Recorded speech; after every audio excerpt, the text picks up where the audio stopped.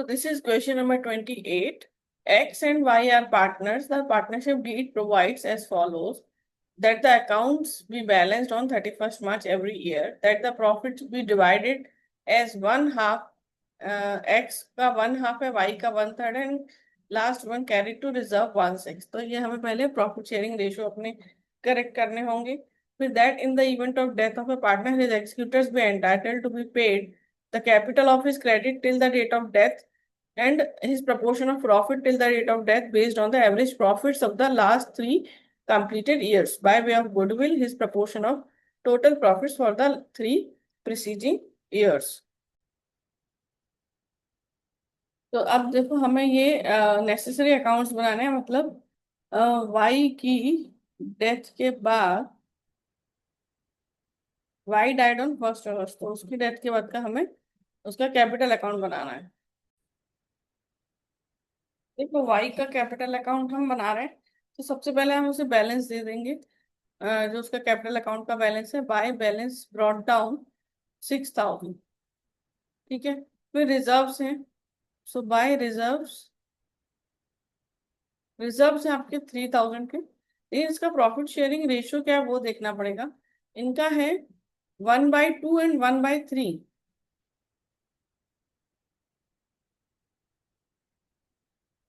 सो x का है 1/2 और वाई का है 1/3. और जो बाकी का रिजर्व में है, तो वो कोई पार्टनर नहीं है, तो उसको हम छोड़ देंगे. सो अभी ओल्ड रेशियो हो गया 1/2 और 1/3, तो इसको हम इक्वल कर लेंगे. 3, इसको 2, इसको 2, इसको 3. तो ये आ जाएगा 3/6 और 2/6. सो और 3:2. सो 2/5 हो जाएगा रिजर्व में इसका. सो 2/5.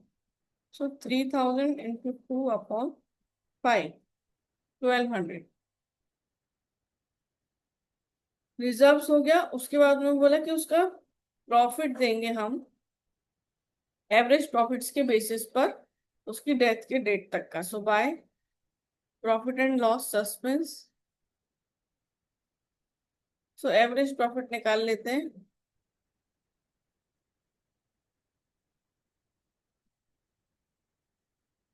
Average profit 4,200 plus 3,900 plus 4,500 divided by 3.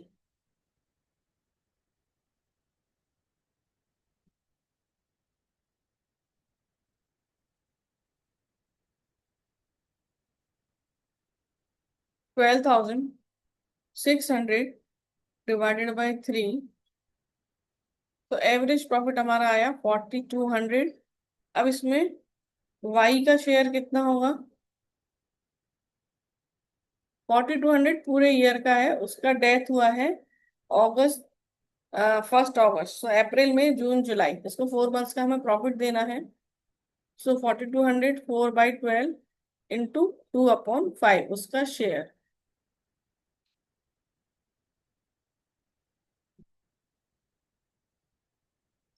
560.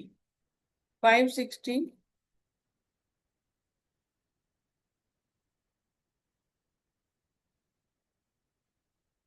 उसका शेयर है, तो यहाँ दे देंगे हम 560.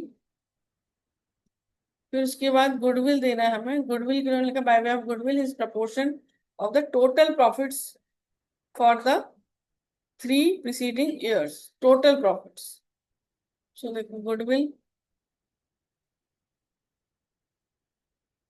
Wise share in goodwill. तो ये है 12,600 टोटल प्रॉफिट्स. उसमें उसका है 2/5.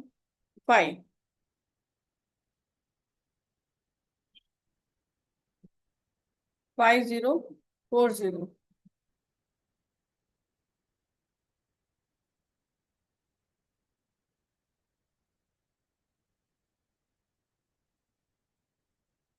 तो बाय देगा कौन इसको? X.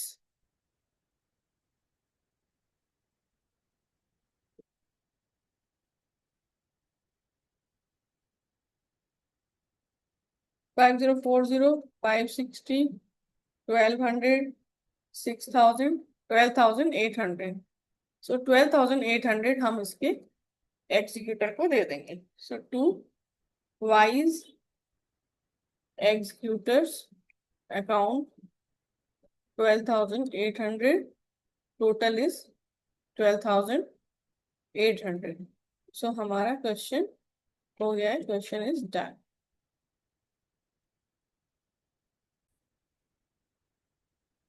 So question number 29.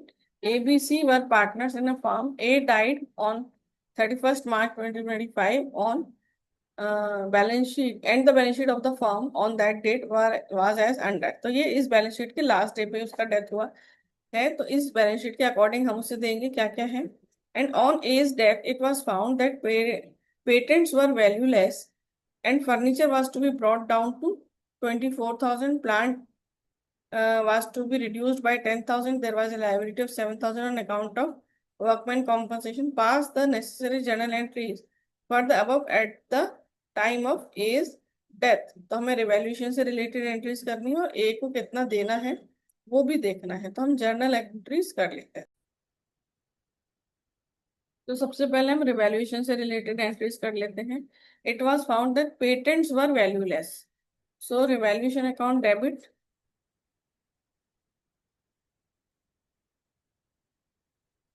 To patents. So patents का वैल्यू हो गया है 0 एंड पेटेंट्स है हमारे 8,000. फिर फर्नीचर का वैल्यू हम 24,000 तक लेकर आए हैं. फर्नीचर है हमारे पास 30,000 और हम लेकर आए 24,000, यानी 6,000 का हमारा फर्नीचर का वैल्यू डिक्रीज हो गया. फिर प्लांट को हमने रिड्यूस किया है 10,000 से.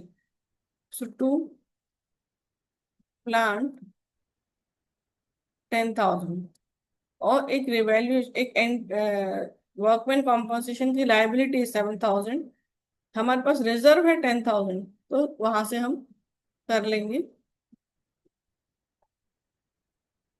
तो 24,000 का यहाँ पे लॉस हो गया.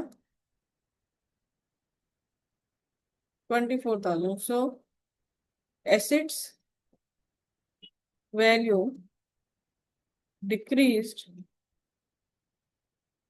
And revaluation accounted debited. ठीक है. अब इसको ये जो लॉस हो गया है इसको हम पार्टनर्स कैपिटल अकाउंट में दे देते हैं. सो पार्टनर्स है हमारे ABC और कुछ रेशियो नहीं दिया है तो इक्वल है. So A is capital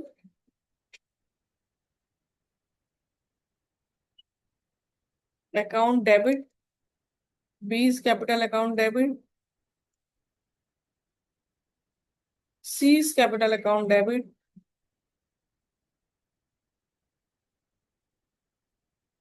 to revaluation account.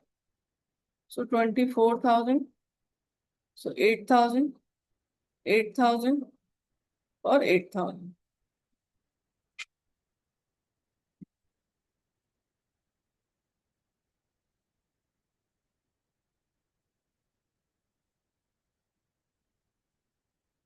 So loss on revaluation transferred to old partners in old profit sharing ratio. ठीक है. अब रिवैल्यूएशन से रिलेटेड हो गई एंट्री. अब WCR की थी कि 7,000 का आपका क्लेम है और हमारा रिजर्व है WCR 10,000. So WCR debit 10,000 to WCC 7,000. अब देखो बचा कितना 3,000. 10,000 माइनस 7,000 3,000.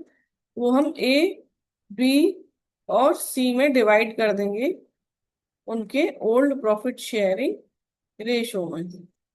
तो ओल्ड प्रॉफिट शेयरिंग रेशो क्या है उनका इक्वल है. सो हमारा क्या आ जाएगा 3,000 को हमने 1:1:1 में डिवाइड किया. सो 7,000 के बाद 1,000 1,000 1,000. So balance of reserve transferred to all partners in old profit sharing ratio, that is 1:1:1। इसके बाद हमारे पास देखो, इसमें प्रॉफिट एंड लॉस दिया हुआ है बैलेंस शीट में, और जनरल रिजर्व दिया हुआ है, तो ये दोनों भी हम पार्टनर्स को दे देंगे। General reserve 27,000,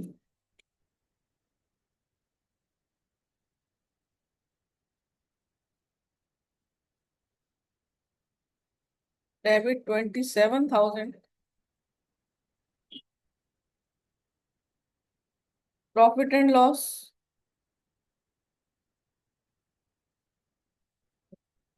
loss account debit 6,000 to A's capital, to B's capital,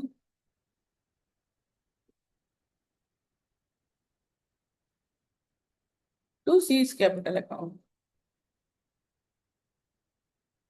सो 33,000 है, इक्वल करेंगे तो 11,000, 11,000 और 11,000। So profit, general reserve and profit and loss transferred to all partners capital account in their old profit sharing ratio, that is 1:1:1।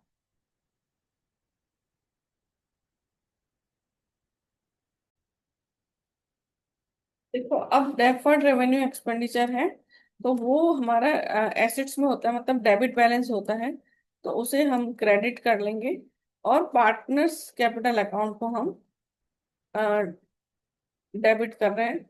So B's capital account debit and C's capital account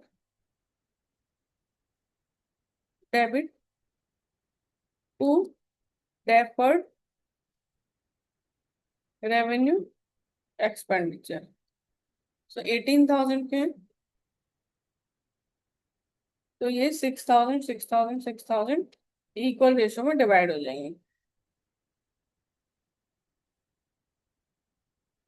so deferred revenue expenditure transferred to all partners capital account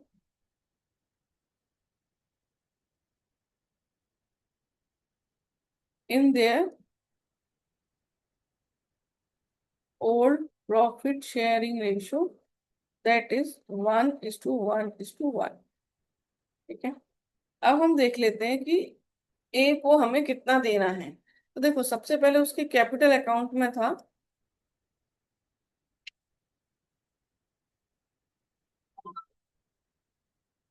40,000। ए के capital account में कितना था? 40,000। फिर revaluation का loss हुआ 8,000।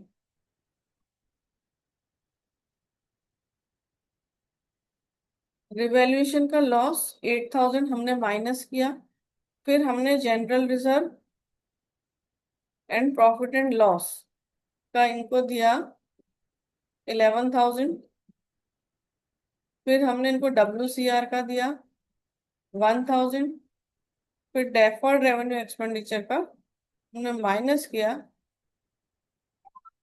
6,000। अब देख लेते हैं कितना हुआ। तो 32 + 12 - 6, तो ये आ जाता है 38,000। तो 38,000 जो उसका बैलेंस है, वो हम उसके एग्जीक्यूटर को दे देंगे। So A's capital account debit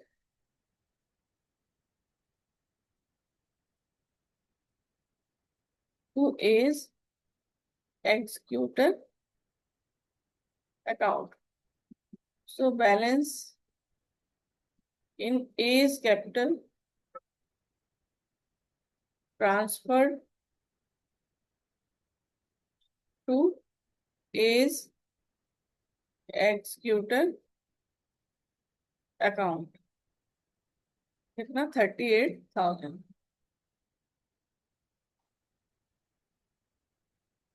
ठीक है, so this question is done.